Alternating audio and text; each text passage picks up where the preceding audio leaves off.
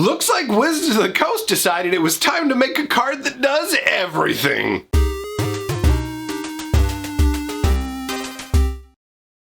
Greetings, owners of fine luxury cardboard rectangles. I hope the day finds you well.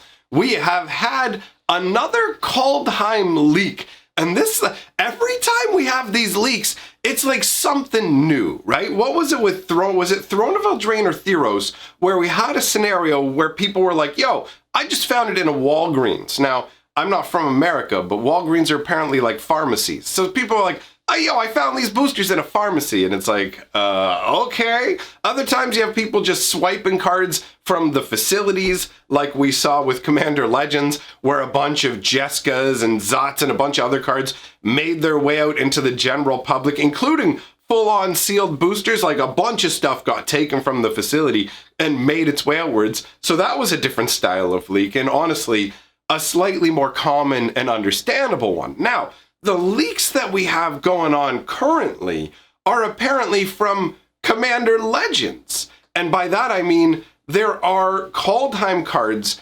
appearing in Commander Legends boxes. That is being reported by multiple people who are showing these spoilers. Now, is that automatically the truth? We can't confirm that for sure. Unless somebody had video footage of it happening, it's going to be difficult to know for sure that it has happened. However, is it theoretically possible? I mean, given the current production quality over at Wizards of the Coast in terms of like, look at how awful Jumpstart was and like the foils from Commander Legends, there are a bunch of genuine issues with quality control right now. So cards from a different, maybe they're testing the print runs for Kaldheim while they're finishing the print runs for Commander Legends or whatever else, and some of the cards somehow get intermixed. I could see it happening. So let's take a look at the actual spoiler card today that's come from a pack of Commander Legends, and that is the Blood Sky Massacre. That, first of all, is an incredible name for an event, right? Because this is a Saga card, and Sagas represent events. And actually, I guess before we even go into this, I just want to mention as well that Kaldheim is going to be a set that has a huge focus on Sagas. This has become evident to me, and I hadn't really covered it in a video. So basically, Wizards of the Coast is going to feature Sagas prominently enough in Kaldheim that every single collector booster from Kaldheim is going to have a slot that's dedicated to featuring either Sagas or cards from the theme boosters, the side cards. So Sagas are going to be prominent enough that they're going to show up frequently in these collector boosters, with the like that being a big main focus of the set. So the Sagas representing these cool stories. Let's see what the Blood Sky Massacre story is, on top of talking about the fact that this just feels like everything in the kitchen sink style card, right? So how does this work? It's 1 red, 1 black, and 1 generic mana for a rare enchantment Saga. So the first step, when you first put it out, you create a 2/3 red demon berserker creature token with menace. And the first time I read this, I didn't actually even notice the menace. So first thing you do is you create a demon berserker. And I have to admit, there is a particular song that is inextricably linked to the word berserker now. If any of you guys have seen the movie Clerks, my love for you is like a truck. And I'm not going to say the rest of how the song goes, but that's what gets put in my head every time. So I just think about like singing that song or have it playing in the background while you play this card. So you make a 2/3 red demon berserker creature token, and it has menace, which is cool for multiple reasons. One is that just having menace means it's going to be more difficult for your opponent to block it and stop it from swinging through. But also just the idea of like, first of all, you're taking two things that are very intimidating.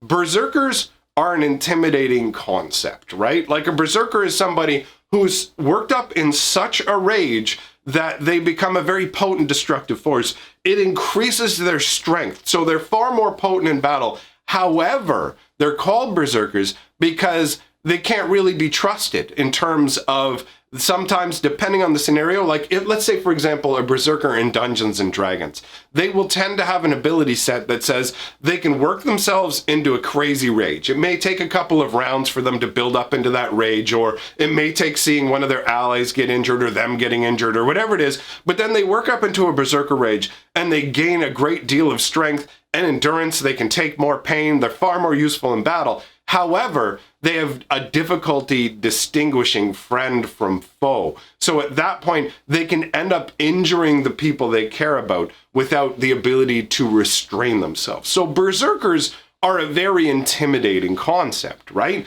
And obviously, demons are a very, very intimidating concept. Between the two, I'm far more afraid of demons if they were real than berserkers, because at the end of the day, berserkers are just people. And even if they're irrational, rage-filled people, they're still just people. Demons are demons. You can't reason with a demon the same way. You can make a bargain with them, but that's not going to turn out well for you, right? So now we have the idea of a demon berserker. So you just put the two together and it becomes like this terrifying concept where they're just there to absolutely destroy. What can you offer a demon berserker? Nothing. They want your life. They want the lives of everyone you care for. That is an amazingly flavorful concept. And so that ties in fantastically to the idea of menace, right? Where it's just like a normal human's like a 1-1. You could think of maybe a berserker human being a 2-2. This demon berserker's 2-3. Just a little bit bigger and fiercer than the biggest of the barbarians you're going to run into who aren't legendary ones, you know? So that is some nice flavor. So the first ability gives you a token. And the second ability that happens the next turn is whenever a berserker attacks this turn, you draw a card and lose 1 life. So you already have a berserker from the first ability, and the berserker has menace. So the chances of him swinging through and you getting to draw a card are pretty decent, right? Not guaranteed, but you are also playing red-black, and red-black has the best set of colors to get opposing creatures out of the way as well. So it gives you a turn to set up as well. Like the first turn you put it out, you're going to make that token. The next turn, when it's time to swing with the token, you're going to have your mana open to get creatures out of the way, right? So there is that kind of setup as well. So the Berserker card, like you're going to get a Berserker token, most likely you're going to get to draw a card off of that Berserker token. So all of a sudden it's a 3 mana spell that gives you a 2/3 with menace and lets you draw a card, which is already pretty decent. And that's just one card if you haven't already gotten out other Berserkers. And there are going to be a bunch of Berserkers in this set in form of literal, like, here I am, I'm a Berserker, and also here I am, I'm a Changeling, so I count as a Berserker.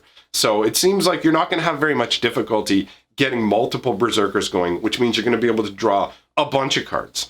And then the third ability, because why not? You're already getting a creature, you're already getting card draw, why not give you mana as well? The third ability is add a red mana for each Berserker you control. Until end of turn, you don't lose this mana as steps and phases end. So not only do you get a bunch of free mana based on the Berserkers you have, but let's say, for example, you wanted to put out good old Embercleave, and you're like, well, I've got to be attacking to maximize my Embercleave ability. Well, no problem, because the Bloodsky Massacre wants you to just go ahead and use the mana at any point. It'll carry it on through your whole turn. Like, dude, this is a lot. You get so much in one package for 3 mana. That's absolutely amazing. This feels like a really, really solid card. Now, admittedly, I don't know exactly how many Berserkers there are going to be, but just from the perspective of you only get the token just from this card, right? Then you're spending 3 mana to get a 2/3 menace, to draw a card. Yes, you do lose a life as well. To draw a card,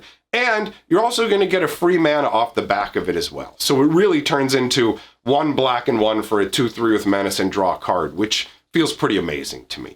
And then there's the flavor behind this. Now, admittedly, because this is a photo of the card, and actually on a funny note, because this photo of the card shows the card somewhat warped, I'm like, that actually made it feel more like a real Magic card. It felt more legitimate to me when I saw that it wasn't laying flat. And it's like, oh, Lord. But anyways, one of the downsides to it being a photo like this is it's really hard to see the artwork of the Saga really clearly, but it does just kind of look like a giant demonic totem knight or whatever. So I guess this is supposed to be just a massive demon berserker. And I'm guessing this obviously represents some terrible time for the like regular people who live on Kaldheim when a bunch of demon berserkers invaded. Is this like a regular occurrence, or did this just happen one time? Was this like an interplanar invasion? I really want to know the details of this story. That's one of the most exciting parts of the card to me, is literally,